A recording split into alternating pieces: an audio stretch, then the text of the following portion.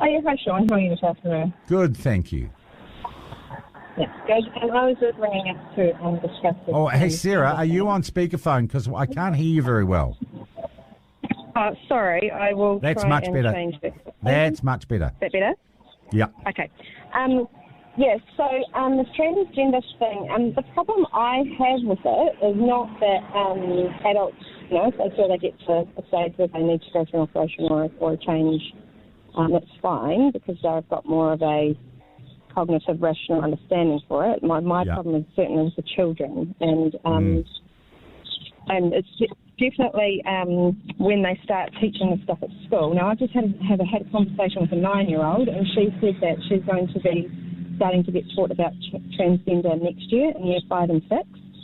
No. And yes, that's what she told me, and I've asked her to go because she said her friend who's in year 5 already is getting taught that, and I said, can you ask her what that means and what they're going to be taught? So I'm going to find out what that is. What school is she at?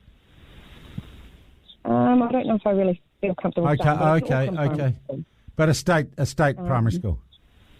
Yeah, a state primary school. And I have also got friends who work in early childhood where they are being encouraged by parents to treat siblings who are in early childhood who have been grown. They're 2 boys. They've been allowed to grow their hair long. They dress as girls. They've been given girls' names. And all the teachers are to treat them as though they were girls, and they are to guard them when they go to the toilet so that none of the other children realise that they're boys. And they were overheard playing, and they were overheard saying, well, when I grow up, I'm going to have my pee-pee cut off. So this is something that is very much real within our it is child abuse, Sarah. It is people projecting their woke stupidity onto their kids, onto babies.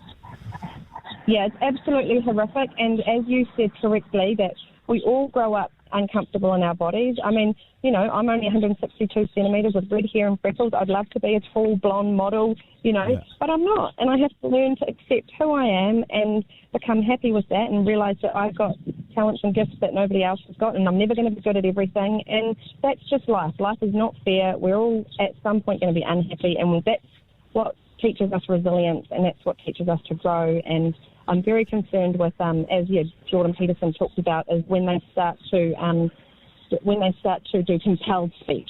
So if we decide, well, I'm not going to call you a boy because you're actually a girl, just like I'm not a table as much as I think I'm a table, or as much as I want to be Maori, I'm not Maori, but I'm not that. So, but when the government starts telling you that you have to say those words to those people, that's when it becomes a really slippery slope.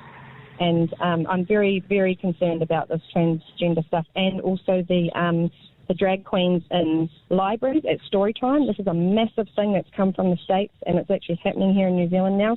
The thing is, if I was to dress up as a stripper or in a sexual way, because drag has always been a sexual act for adults in nightclubs, to bring that in to a library setting and for early childhood is beyond comprehension for me, and I absolutely vehemently disagree with it. And it's not, I don't disagree with drag.